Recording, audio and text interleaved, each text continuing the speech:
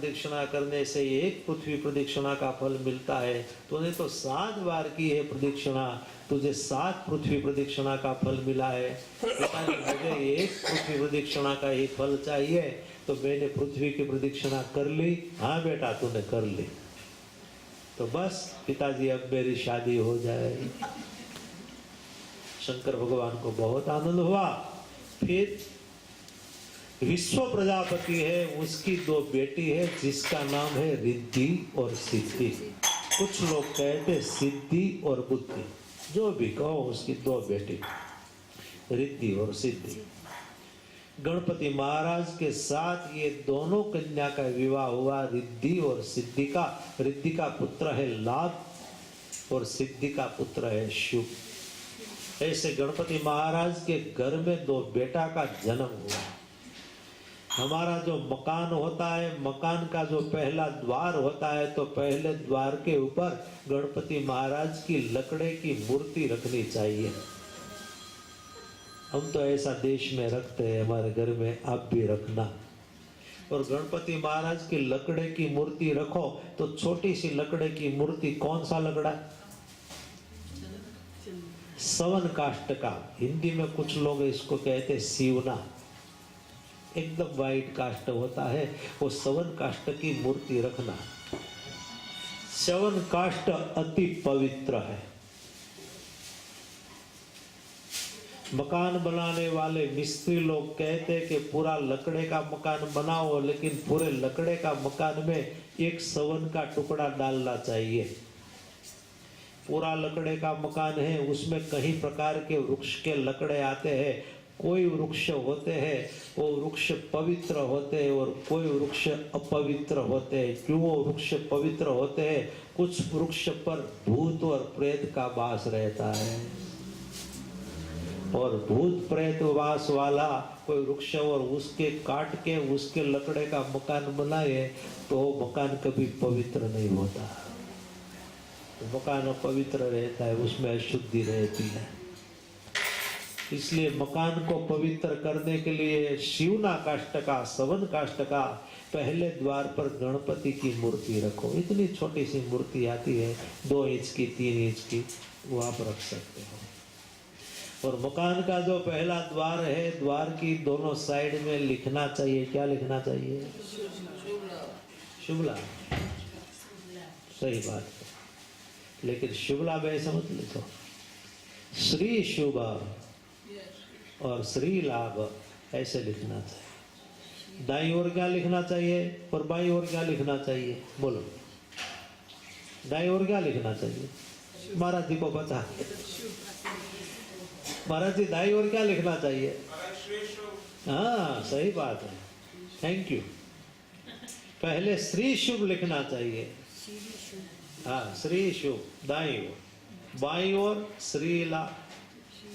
लेकिन ज्यादा लोगों को पहले लाभ चाहिए कि पहले हमें लाभ मिल जाए, हमारा शुभ होना चलेगा, लेकिन पहले शुभ होना चाहिए। शुभ यानी कल्याण। पहले हमारे जीवन का कल्याण हो जाए, बाद में प्रभु हमें लाभ देना। तो ऐसे लिखना चाहिए, श्री शुभ श्री लाभ, दाईं और बाईं ओर। और ऊपर द्वार के ऊपर क्या रखना चाहिए? गणपति महाराज की मूर्ति।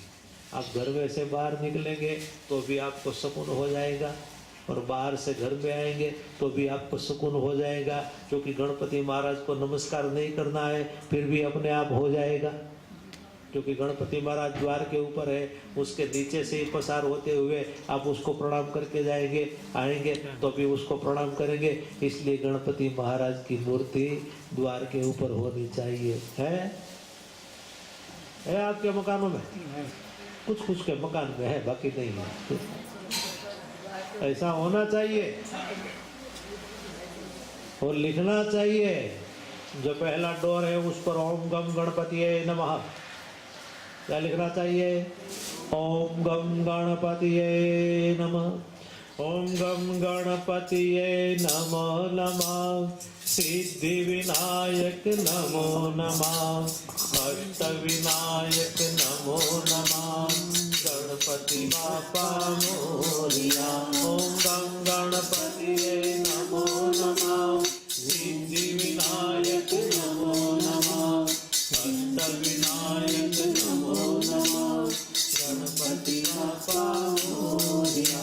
ओम गम गणपतिये नमो नमः, सिद्धिविनायक नमो नमः, अष्टविनायक नमो नमः, गणपति बाप्पा मोरया। ओम गम गणपतिये नमो नमः, सिद्धिविनायक नमो नमः, अष्टविनायक नमो नमः, गणपति बाप्पा मोरया। ओम गम गणपतिये नमो नमः, सिद्धिविनायक नमो नमः, अष्टविनायक नमो नमः, गणपति बाप्पा मोरया। ओम गम गणपतिये नमो नमः, सिद्धिविनायक नमो नमः, सिद्धिविनायक नमो नमः, गणपति बाप्पा मोरया। गणपति महाराज की मूर्ति तो हर मंदिर में होती है। लक्ष्मी नारायण मंदिर हो, सीताराम का मंदिर, राधा कृष्ण का मंदिर, जगदम्बा का मंदिर, शंकर भगवान का मंदिर, स्वामी नारायण मंदिर, जो भी लोग, जैन लोग भी गणपति महाराज को मानते हैं। और गणपति महाराज का पहले दर्शन करना चाहिए, प्रथम देव है। तो गणपति महाराज का आप दर्शन करते हो तो कभी आपने देखा? एक गणपति पर आपको मैं 2 घंटा सुना सकता हूँ, सिर्फ मूर्ति पर। गणपति महाराज के 2 दांत बाहर हैं, जैसे हाथी के 2 दांत में बाहर होते हैं, ऐसे गणपति महाराज के 2 दांत बाहर है। लेकिन गणपति महाराज का 2 दांत कैसा है? एक टूटा हुआ है और एक अखंड है, एक खंडित और एक अखंड। ये क्या बताता है? बोलो भाई। है एक टूटा हुआ दांत और एक अखंड। वो तो सही बात है, माता जी की रक्षा करते हैं। और गणपति महाराज ने युद्ध किया तो युद्ध के कारण से ही गणपति महाराज का दांत टूट गया। ऐसी भी कथा आती है, परशुराम के साथ युद्ध हुआ तो परशुराम ने कुआड़ा फेंका तो दांत टूट गया। ये भी कथा आती है, बहुत कथा है। लेकिन उसका तात्विक अर्थ हमें ये देखना है कि गणपति महाराज का एक दांत टूटा है और एक दांत अखंड इसलिए है, हमारे जीवन में भी गणपति महाराज के 2 दांत जैसे 2 दांत है। लेकिन 2 दांत क्या है? एक दांत है श्रद्धा का और एक दांत है बुद्धि का। गणपति महाराज का श्रद्धा का दांत अखंड है और बुद्धि का दांत टूटा हुआ है। लेकिन हमें तो कैसे दांत चाहिए कि हमारा श्रद्धा का दांत टूटा हुआ तो चलेगा, लेकिन बुद्धि का दांत अखंड होना चाहिए। हमारी बुद्धि अच्छी होनी चाहिए, हमारी बुद्धि कुशाग्र होनी चाहिए, हमारी बुद्धि सतेज होनी चाहिए, हम बहुत क्लेवर होना चाहिए। भक्ति में बुद्धि की जरूरत नहीं है। भक्ति में बुद्धि से ज्यादा हृदय की शुद्धि की जरूरत है। बुद्धि होनी चाहिए लेकिन बुद्धि मध्यम हो तो चलेगी। इसलिए कहते हैं कि भक्त लोग बहुत भोले हैं और जो भोले भक्त है ना उसका ही भगवान बोला है। ये भी बोला और उसके भक्त भी बोले। और हम बोले रहेंगे ना, इसमें बहुत मजा है भाई। हाँ, बोला रहे उसमें मजा। ज्यादा समझ आएगी तो ज्यादा दुखी हो जाएगी। क्यों महाराज जी? बोला रहे इसमें मजा है ना, बोले रहो। बहुत बुद्धि आगे बढ़ेगी, बहुत बुद्धि को हम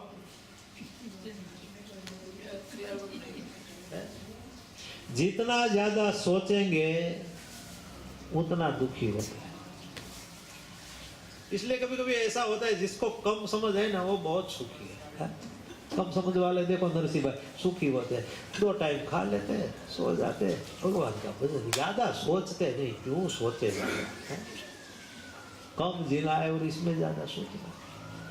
भक्त भी भोले हैं, इसलिए जितने भोले भक्त हैं ना दुनिया के लोगों ने उसको पागल कहा। ये तो पागल है। नरसिंह मेहता को पागल कहा, मीराबाई को पागल की, तुकाराम को पागल किया, सबको पागल ही बताया, लेकिन वो पागल थे? वो थे पागल? वो पागल नहीं थे, हम पागल हैं। हम ज्यादा बुद्धिमान होने से संसार में हम डूबे हुए हैं। वो तो भोले होने से संसार से मुक्त हो गए थे। उसको हम पागल कहते हैं, लेकिन पागल अवस्था क्यों नहीं, लेकिन वो अपनी बोली अवस्था में एक जन्म में भक्ति करके परमात्मा को पा गए, और हम न जाने कितने जन्म लेंगे फिर भी हमें मुक्ति नहीं मिलेगी। पागल और परमहंस, उसमें बहुत फर्क नहीं है, ध्यान देना। पागल किसको कहते हैं? जिसने अपनी हस्ती को गंवा दी वो पागल है, लेकिन जिसने अपनी हस्ती को पा ली वो परमहंस है। हम बाहर बहुत दौड़ते हैं, भक्त लोग भीतर दौड़ते हैं, और भीतर दौड़कर अपनी आत्मा में परमात्मा का दर्शन कर लेते हैं। बस वो भोले इसलिए रहते हैं कि हमें संसार में भोले रहकर इस संसार से मुक्त हो जाना है। भागवत जी में पूरी कथा आती है जड़ भरत की। जड़ भरत पागल बन के रहे, लेकिन जड़ भरत ने प्रभु का भजन करके मुक्ति पा ली, क्योंकि जड़ भरत को अपने अगले जन्म का ज्ञान है। भरत राजा था वो, भारत देश का चक्रवर्ती सम्राट राजा। श्रीमद् भागवत में आप पढ़ना तब भारत देश का नाम था अजनाब खंड, लेकिन ऐसे भरत राजा महान हुए ना तो उसके नाम से हमारे देश का नाम पड़ा है भारत। लेकिन वही भरत राजा की वानप्रस्थ उम्र हुई तो वन में तप करने के लिए गए। आपको तो पूरी कथा का पता है, इसलिए ज्यादा नहीं कहने। एक हिरण का बच्चा है, उसकी रक्षा करने में उसने भक्ति छोड़ दी। अंत में उसको प्रभु नहीं याद आया, लेकिन हिरण का बच्चा याद आया कि मृग का बच्चा, हिरण का बच्चा कहाँ गया होगा, इसका कौन ध्यान रखेगा, इसका क्या होगा।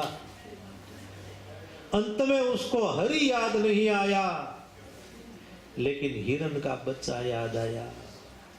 इसलिए हम कहते हैं कि पल पल हम परमात्मा का भजन करेंगे तो अंत काल में प्रभु याद आएगा, बाकी दूसरा कुछ याद आएगा नहीं। पैसा पैसा सोचते रहेंगे तो अंत में पैसा ही याद आएगा। बेटा बेटी को ज्यादा प्यार देंगे तो अंत में बेटा बेटी याद आएगा, भगवान याद नहीं आएगा। इसलिए परमात्मा का भजन करते रहो तो अंत काल में न बेटी बेटा याद आए, न पैसा याद आए, न मिल्कत याद आए, लेकिन केवल प्रभु याद आए। अंतकाल में कुछ लोग नहीं बेटे बेटा को याद करते हैं, इस बैंक में इतना पैसा पड़ा है, मकान का दस्तावेज यहाँ पड़ा है, सब ध्यान रखना, अब मैं जा रहा हूँ। अरे खाक ध्यान रखने का, तू तेरा कल्याण कर। अंत में परमात्मा का भजन कर ले तो तेरा कल्याण हो जाए। एक बाप ऐसा निकला है, अंत में प्रभु का दर्शन करता है और दर्शन करते करते अपने बेटा को भी प्रभु को सौंप देता है। मेरा बेटा का तुम ध्यान रखना, आपका सेवक बनाना, बस आपकी सेवा कर। मैं तो अभिमानी था इसलिए मेरी मौत हो गई।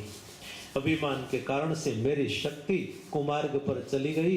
अब मेरा बेटा की शक्ति कुमार्ग पर न जाए, इसलिए आप उसका ध्यान रखना, अपना दास बनाना। और ये कौन बोला है?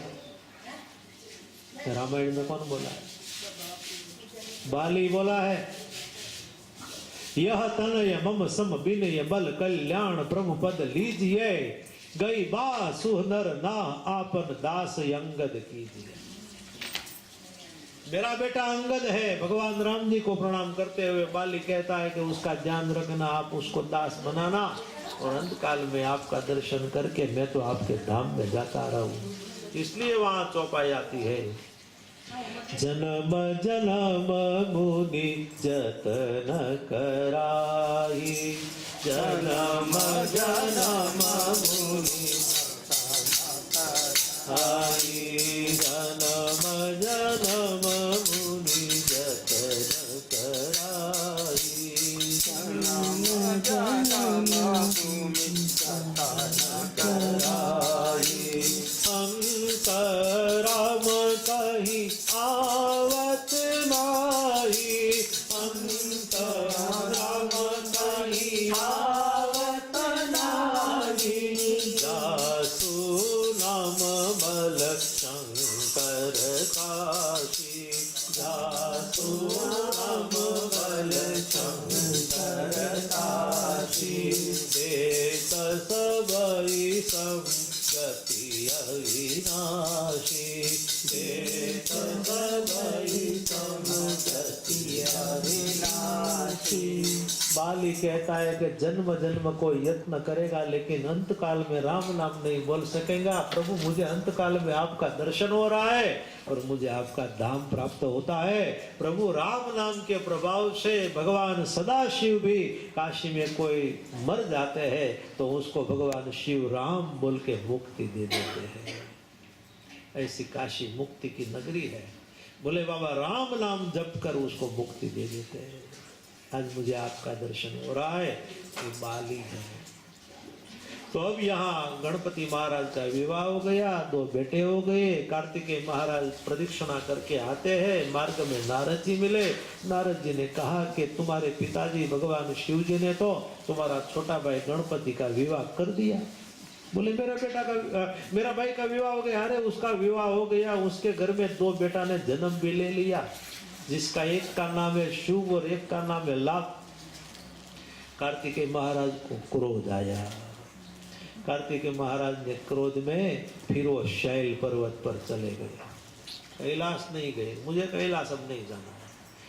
शैल पर्वत पर कार्तिकेय महाराज तप करने लगे। थोड़े साल बीत गए। शिव और पार्वती सोचने लगे हमारा बेटा कार्तिकेय तो गया पृथ्वी प्रदक्षिणा करने, लेकिन अभी तक लौटा नहीं। पता लगाया तो समाचार मिला है शैल पर्वत पर तप कर रहा है। भगवान शिव और पार्वती शैल पर्वत पर गए हैं। बेटा को समझाया मनाया, भैया इतना क्रोध नहीं करना चाहिए। तब कार्तिकेय महाराज कहे कि आप माता पिता यहाँ पधारे, मेरे मन में से क्रोध चला गया है। मैं आप दोनों के चरण में प्रणाम करता हूँ और अब मैं यहाँ ही रहूंगा। कार्तिकेय महाराज बाल ब्रह्मचारी रहे, इसलिए शिव पुराण में कार्तिकेय महाराज का नाम पड़ा है कुमार। तो कुमार है, कुमार कार्तिकेय। देवताओं की सेना का अधिपति बने इसलिए उसका नाम सूरसेनप है। कार्तिकेय महाराज का कार्तिक नक्षत्र में जन्म हुआ इसलिए उसका नाम है कार्तिकेय। 6 मुख वाले इसलिए उसका नाम है षडबदन अथवा षडानन। दक्षिण भारत के लोग कार्तिकेय महाराज को कहते हैं भगवान सुब्रमण्यम, इसलिए कुछ लोग यहाँ भी भजन गाते हैं सुब्रमण्यम सुब्रमण्यम सन्मुखनाथा सुब्रमण्यम सुब्रमण्यम सुब्रमण्यम सन्मुखनाथा सुब्रमण्यम सुब्रमण्यम सुब्रमण्यम साईनाथा सुब्रमण्यम सुब्रमण्यम सुब्रमण्यम साईनाथा। यहाँ भी है ना मुरुगन टेम्पल, मैं तो कई मंदिरों में गया हूँ। मुरुगन टेम्पल कार्तिकेय महाराज का मंदिर होता है और साउथ इंडियन लोग कार्तिकेय महाराज को कॉवेंट्री में मैं गया हूँ मुरुगन टेम्पल में दर्शन करने। बर्मिंघम में भी गया हूँ और यहाँ भी होगा। साउथ इंडियन लोग दक्षिण भारत में कार्तिकेय महाराज की महिमा है और महाराष्ट्र में शंकर भगवान की महिमा है और उत्तर प्रदेश में शंकर भगवान की महिमा है। गणेश जी की महाराष्ट्र में महिमा, अब तो चारों ओर महिमा बढ़ी, लेकिन ज्यादा महिमा गणपति महाराज की महाराष्ट्र में, इसलिए तो गणपति उत्सव वहां से ही शुरू हुआ है। तो अब आगे कहते हैं कार्तिकेय महाराज कहते हैं कि हे भगवान शिव जी और माँ पार्वती अपने स्वरूप को यहाँ ही आप विराजमान करो। शंकर भगवान और पार्वती मैया वहां अंतर्ध्यान हुए और एक शिवलिंग बन गया है जिसको हम कहते हैं मल्लिकार्जुन। मल्लिका यानी पार्वती, अर्जुन यानी शंकर भगवान। शंकर भगवान का बड़ा भक्त है अर्जुन। पांडवों में जो अर्जुन है वो बड़ा शिव भक्त है, बस पूर्ण कर देते हैं। और वही अर्जुन को शंकर भगवान ने पाशुपतास्त्र दिया था, जिसने महाभारत के युद्ध में इसका प्रयोग किया। वो कथा कल समय रहेगा तो मैं कहूंगा, आपने कहा था पाशुपतास्त्र के लिए कथा कहना।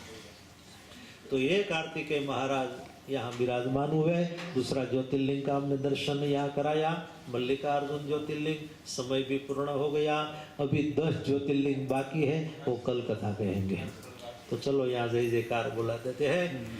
बोलिए मल्लिकार्जुन भगवान की जय, उमापति महादेव की जय। ओम नमः शिवाय, ओम नमः शिवाय, हर हर बोले नमः शिवाय, नमः शिवाय, ओम नमः शिवाय, हर हर बोले नमः शिवाय, ओम नमः शिवाय, ओम नमः शिवाय, हर हर बोले नमः शिवाय, ओम नमः शिवाय, ओम नमः शिवाय, हर हर बोले नमः शिवाय। हो गया, इसलिए इतना ही हम धुन गा के पूर्ण कर देते हैं। और जिसको दर्शन करना हो शिव पुराण का, शिव पुराण भी शंकर भगवान का रूप है, ऐसा मानकर उसको प्रणाम करना और यहाँ से सब प्रसाद लेके जाए।